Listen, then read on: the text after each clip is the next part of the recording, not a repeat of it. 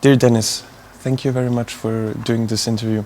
We're here at the Srebrenica Memorial Center in Bosnia and Herzegovina.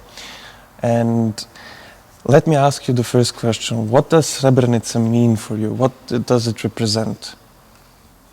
Well, for me, I must be honest, when I came here in September, or during my preparation of coming here, Srebrenica meant very little to me. This is a topic I didn't learn in school. This is a topic of my family rarely discussed, and so my knowledge was very small. And when I came here and started to meet all the wonderful people at the Memorial Center to research this topic and learn something new every day, Srebrenica for me is an integral part of my history. With me having Bosnian roots, it is something I have to know. It is something everyone. And this doesn't even so much depend on your roots, but especially if you have roots from the Western Balkans region, I think this is our history which we have to learn and learn from. When we look at this memorial center, there are many exhibitions, there are many people are coming to visit the Memorial Center. How important is the work of the Memorial Center? Can you maybe describe a bit more? What does the Memorial Center do in Bosnia and Herzegovina?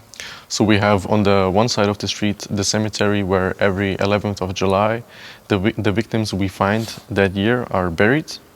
And then on the other side we have, for one, this complex which used to be the accumulatory factory, which then turned into the UN Dutch base, and we use for exhibitions, as you mentioned.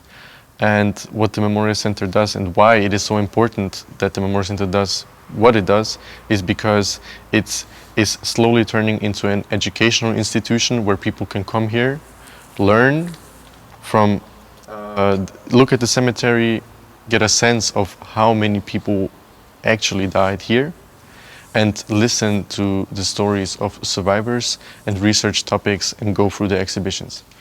We visited the building of the Memorial Center where you work, and you have a library inside the building.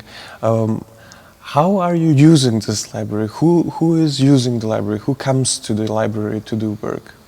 Well, the library is open for everyone, so everyone can come in, either donate a book or lend a book from the library to use it for, I mean, we have it happens that children need a book for school, and they come, and the library is then an opportunity for them to come in, lend out the book and use it for school, for actual education. But also researchers can come in, take a look through the library and take a book out of the library to read, to research, to do whatever. You stand behind the United Nations vehicle here in the museum in Srebrenica. If I am correctly informed, it was used with a Dutch bed commando here in Srebrenica. Can you maybe describe more its usage and how it got here where it is right now? Well, as I mentioned, this used to be the accumulatory factory before the war, which then turned during the war into the UN Dutch base. And this particular part of the building, also where this vehicle is standing, used to be the parking lot for these kind of vehicles. There were approximately 50 vehicles parked around this area here. And when the enclave was attacked by the Bosnian Serb forces and the refugees started to come to the UN Dutch base, and the Dutch battalion let refugees into this building, they had to make space, and so the vehicles were parked outside.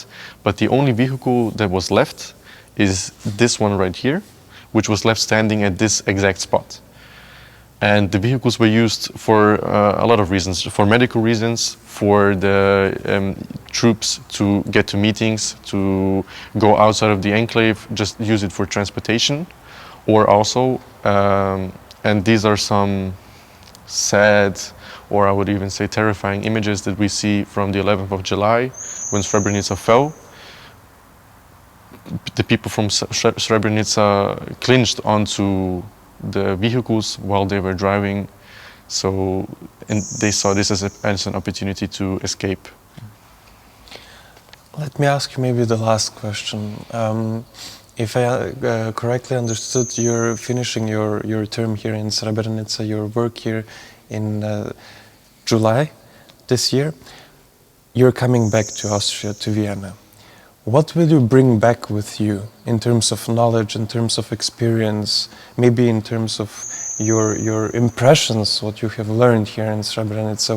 What will you carry on for the future, if I may ask so? What I told everyone at the Memorial Center, and what I have been telling myself for the past few months, thinking about my time once I get back to Austria, is that this is a topic, and this is an institution in particular that I will never stop talking about, that I will never stop educating for.